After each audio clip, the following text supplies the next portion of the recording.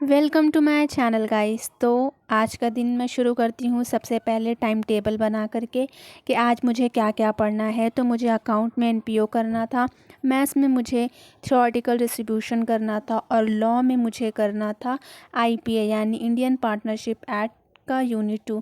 तो सबसे पहले आज चूँकि मुझे लेट हो गया था लेकिन फिर भी मैं लाइब्रेरी गई, बिकॉज़ कंसिस्टेंसी मैटर करती है। भले थोड़ा आप लेट सो कर के उठे हो, जाओ ये नहीं सोचो कि नहीं आज लेट हो गया नहीं भाई, आपको बैठ कर के पढ़ना है, आपको शो अप होना है, तभी जा कर के रिज़ल्ट जैसा हम चाहते हैं वैसा मिलेगा। सो गाइस, सबसे पहले मैं शुरू करती हूँ अकाउंट 12 बजे से लेकर के 1:30 बजे तक के मैंने अकाउंट किया है एनपीओ। तो मैं हार्दिक सर का लेक्चर देखती हूँ वाईटी पर। सब उनका फ्री ऑफ कॉस्ट है, उनका जो वन शॉट है डिटेल में इतना है कि और कुछ आपको देखने की ज़रूरत ही नहीं है।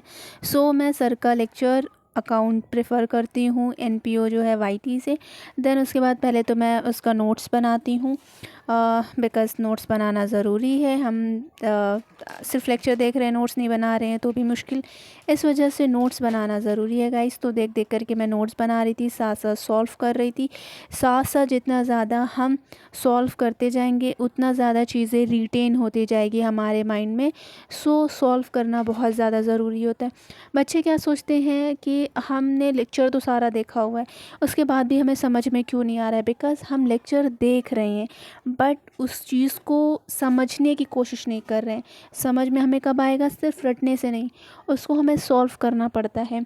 सो जितना ज़्यादा हम सॉल्व करते जाएंगे उतना ज़्यादा चीज़ें हमको समझ में आती जाएगी। सो मैंने एनपीओ का कुछ 5 क्वेश्चन मैंने ख़ुद से सॉल्व किया। तो पहले तो मुझे हार्ड लग रहा था एनपीओ, ये सब्सक्रिप्शन क्या है और ये और जैसे फ़ंड रेस फ़ंड कैसे क्या है, लेगेसी क्या है, मतलब हर चीज़ में मुझे कन्फ्यूज़न हो रही थी। लेकिन जो सर का वन शॉट वीडियो है उसको मैंने बहुत अच्छे से पहले समझा कि सर क्या समझाना चाह रहे हैं।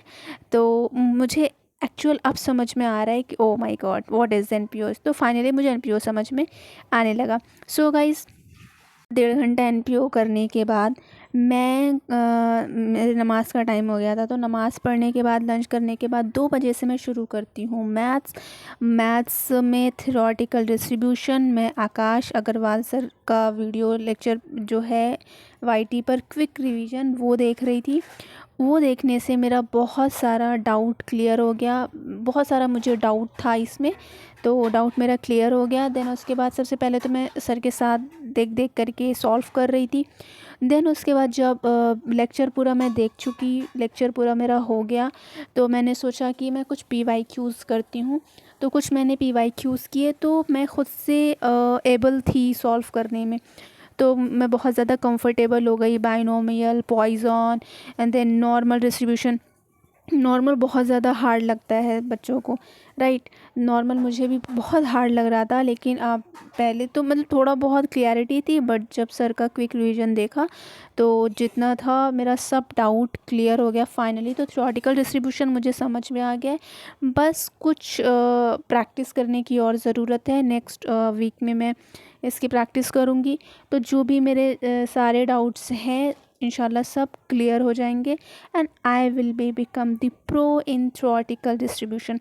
सो गाइस, मैथ्स का सिंपल सा फंडा है कि आपको मेहनत करनी है, आपको सारे क्वेश्चन खुद से सॉल्व करने हैं। आप जितना ज़्यादा सॉल्व करते जाओगे उतना ही ज़्यादा आप मैथ्स में प्रो बनते जाओगे। तो जितना हो सके सबसे पहले तो मॉड्यूल कर लो, मॉड्यूल के बाद पीवाईक्यूज़ कर लो, पीवाईक्यूज़ के बाद आप एमटीपीज़ कर लो, आरटीपीज़ कर लो। लेकिन आपको बहुत ज़्यादा मेहनत करने की ज़रूरत है और ज़्यादा टाइम देने की ज़रूरत है इसमें, तो ही जा कर के आप मैथ्स में प्रो बन सकते। स्टूडेंट का यही प्रॉब्लम होता है कि हर चीज़ में तो पास हो जा रहे हैं बट वो मैथ्स में कहीं ना कहीं आ करके फ़ेल हो जा रहे हैं। जो 11th-12th में जिनका मैथ्स नहीं था, जो मैथ्स बैकग्राउंड से नहीं थे, उनको बहुत ज़्यादा इशू हो जाता है। सेम वही चीज़ मेरे साथ। तो अब मैं कर रही हूँ कि सब कुछ कर रही हूँ ताकि मैं इस बार फेल ना हूँ।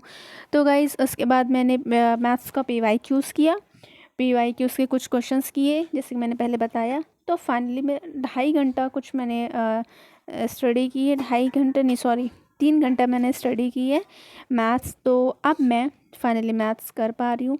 देन उसके बाद अब मैं शुरू कर रही हूँ 5 to 6:30 लॉ का इंडियन पार्टनरशिप एक्ट का यूनिट 2। तो सबसे पहले मैंने ये चीज़ें हाईलाइट की।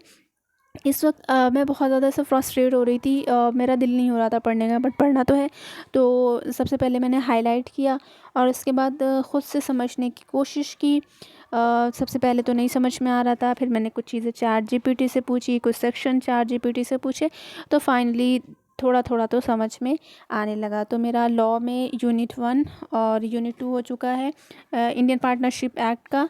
इसके अलावा मैं सोगा कर चुकी हूँ, मेरा सोगा का चारों यूनिट हो चुका है। मुझे बस उसमें राइटिंग प्रैक्टिस करनी है इंशाल्लाह। अब मैं सोच रही हूँ कि अब रोज़ मॉर्निंग में लॉ की एटलीस्ट 1 घंटा तो राइटिंग प्रैक्टिस करूँगी, बिकॉज़ अगर लॉ में अच्छे मार्क्स लाने हैं तो writing practice is must. Law में राइटिंग प्रैक्टिस और मैथ्स में जितने भी आप क्वेश्चन सॉल्व कर सकते हैं उतने ज़्यादा क्वेश्चन सॉल्व करेंगे तो फिर आप लॉ और मैथ्स में प्रो हो सकते हैं। और अकाउंट में भी जितना ज़्यादा आप क्वेश्चन सॉल्व करेंगे उतने ही ज़्यादा आप प्रो होते जाएंगे। तो गाइस मेरा 1.5 घंटा हो चुका है लॉ करके। देन ब्रेक लेने के बाद, नमाज़ पढ़ने के बाद मगरिब की, अब मैं फिर से बैठ चुकी हूँ पढ़ने के लिए।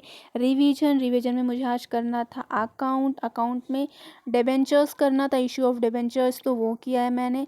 डिबेंचर्स के कुछ मैंने 3 या 4 क्वेश्चन आज किए हैं, अभी मैं रिमेंबर नहीं कर पा रही हूँ, बट हाँ मैंने 3 या 4 क्वेश्चन खुद से किए।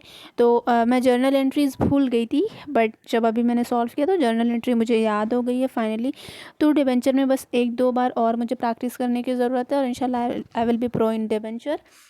सो डिबेंचर जब मेरा हो गया तो उसके बाद मैंने सोचा अब क्या पढ़ना है, तो मुझे रिवीजन में करना था इको में मेरा 3rd चैप्टर हो चुका है। मैं हार्दिक सर के लेक्चर्स देख चुकी हूँ। हार्दिक सर के जो क्वेश्चंस हैं, एमसीक्यूज़ हैं, वो मैंने कर लिए हैं। तो मैंने सोचा रिवीजन तो करना है, तो लव कौशिक सर का मेरे पास पीडीएफ है एमसीक्यूज़ के। उसमें बहुत ज़्यादा क्वेश्चन नहीं है, कुछ क्वेश्चंस है, तो मैंने वो किए हैं। सो साथ में मेरा इशू ऑफ डिबेंचर्स हुआ, देन साथ में मेरा इको हो गया। इको का जो 3rd चैप्टर था फाइनली वो भी रिटेन हो गया कि क्या क्या उसमें है। तो ये है एमसीक्यूज़ सर के, ये पीडीएफ है। If anyone wants they can DM me. So guys मेरा इको भी हो गया। उसके बाद मुझे पढ़ना था मैथ्स में करना था सेंट्रल टेंडेंसी के कुछ क्वेश्चंस। मैं पीवाईक्यू से कर रही हूँ, तो सेंट्रल टेंडेंसी के कुछ क्वेश्चंस मैंने पीवाईक्यूज़ के किए। तो काफ़ी इसमें भी मेरे जो भी लाइक डाउट थे वो क्लियर हो गए हैं फाइनली। तो गाइज़ ये था मेरा आज का दिन, आज का जो भी मैंने पढ़ाई की है वो था। अगर आपको अच्छा लगा हो तो लाइक एंड सब्सक्राइब करें और कमेंट करें। Thanks for watching.